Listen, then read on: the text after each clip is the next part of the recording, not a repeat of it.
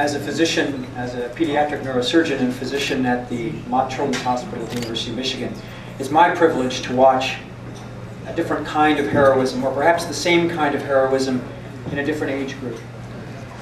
What is a hero? Well, we've heard some of Kennedy's words, and I thought of those same words also in thinking of what I might, how I might introduce this young man to you.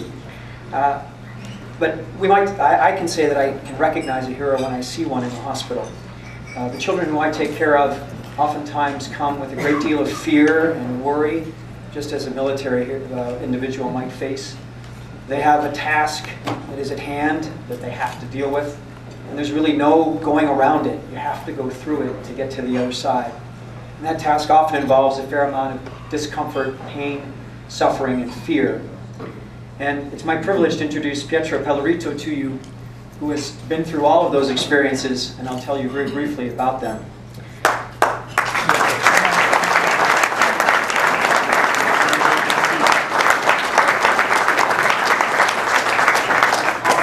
Around about Thanksgiving, Pietro began to complain of some headaches to his parents, who are both physicians.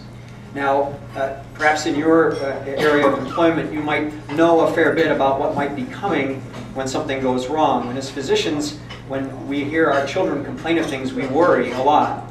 But most of the time you say to yourself, it can't be.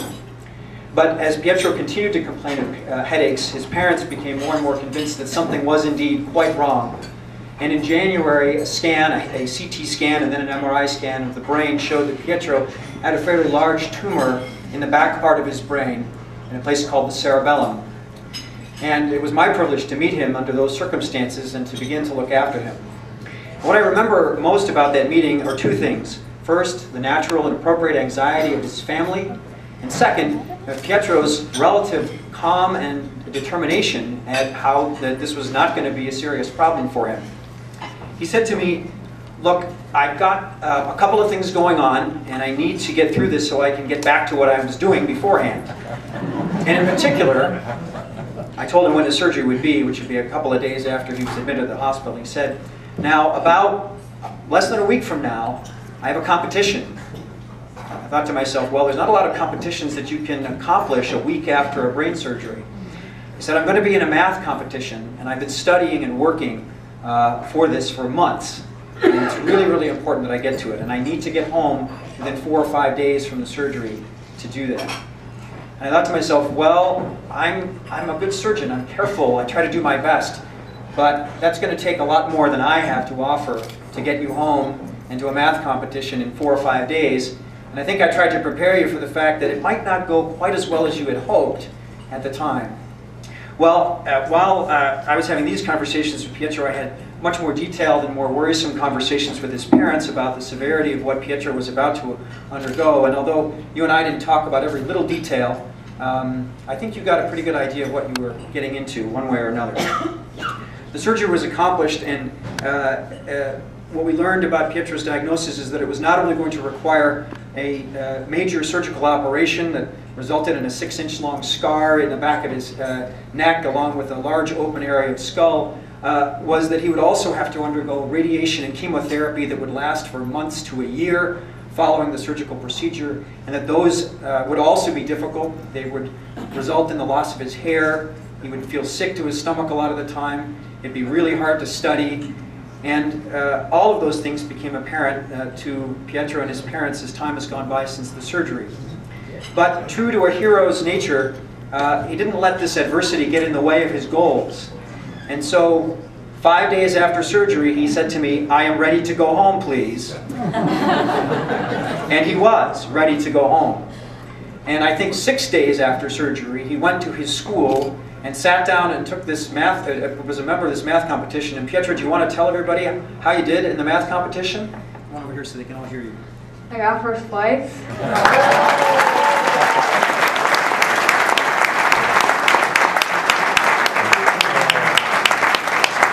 And just so everybody's clear, this math competition was not run by his local high school and bent accordingly. This is a statewide math competition with a standardized format. So this is quite a remarkable achievement for this young man.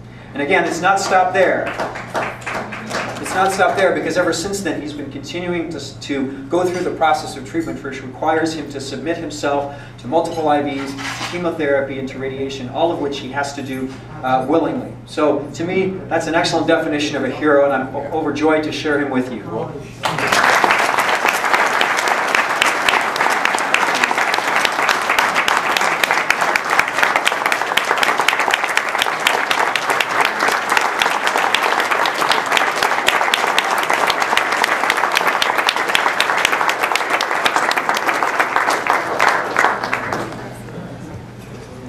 And now I want to introduce Senior Master Sergeant McFadden to present the Young Heroes Award to Pietro.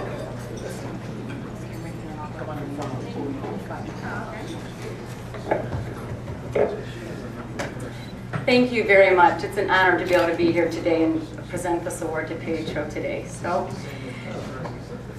since the start of the Young Heroes program in 1985, the 127th Wing at Selfridge Air National Guard Base has been honoring Michigan youth who have shown great courage while battling a disease, illness, or life-threatening injury.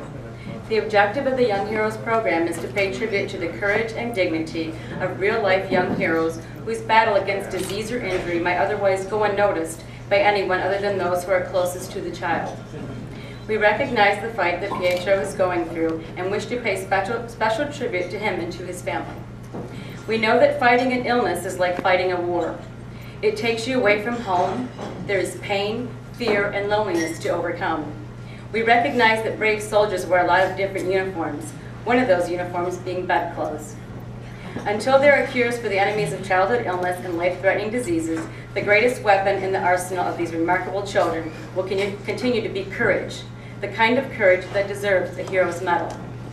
We have selected Pietro Pellerito to receive this medal today for his particular demonstration of courage, and it is our honor to present him with the Young Heroes Medal of Honor today.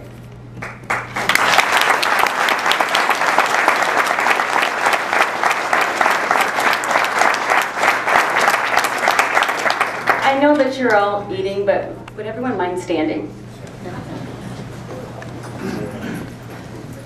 Pietro has distinguished himself with outstanding courage in his battle to overcome a life-threatening illness.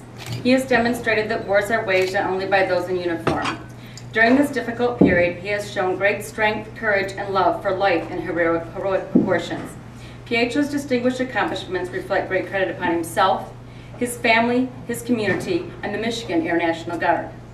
The Michigan Air National Guard 127th Wing recognizes and pays tribute to Pietro Pellerito for having demonstrated great courage and valor by presenting him this Young Heroes Medal of Honor on this 9th day of August in the year of our Lord, 2010.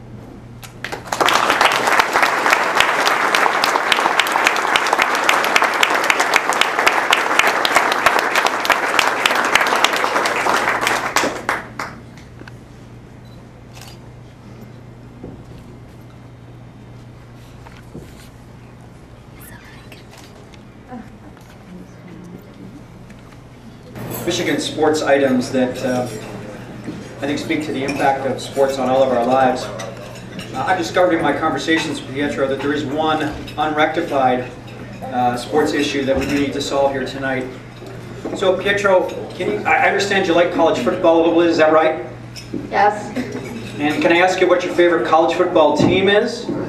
It was Michigan even from the start, okay? No pressure on that answer there. Now, but I understand that's not true for everybody in your family. Is that also true? No. In fact, your roommate, in fact, is not a Michigan fan. He is a... I want it.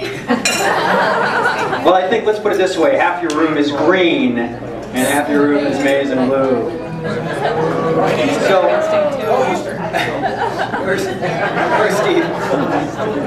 So we have something that we think will rectify that significant imbalance in your household.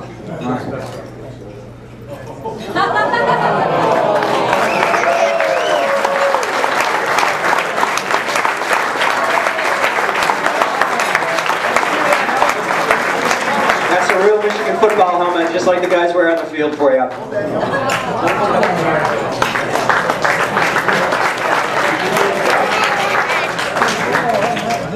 Thank you. Pietro, you want to say some words? First of all, I have to thank Dr. Carter. Without him, I probably wouldn't be here. And I have to thank my family, everyone who appeared here, and one special thanks to all the military people out there.